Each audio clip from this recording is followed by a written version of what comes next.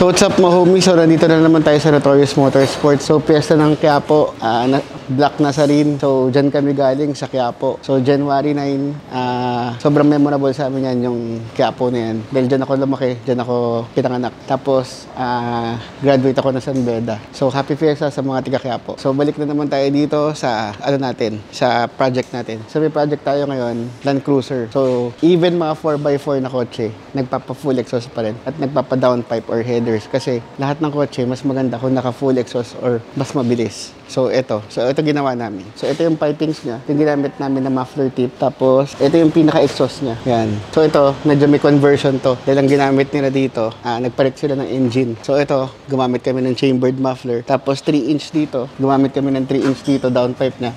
Tapos flexible pipe na 3-inch. Tapos dito, yan, nilabas namin yung pinaka-downpipe niya. So yan, medyo more on conversion tong ginawa namin dito sa project na to. So ngayon, pakinggan na natin kung ano may ginawa. Everything that I got on my own. Buy it out like the f*** is alone. I've been out on the road. Making memories, making history, watching unfold. And going for gold. I've been under some pressure. But what happened to cold? It's a cold world, so I keep it burner. Rolling like Tina Turner. Y'all better watch what you wish for.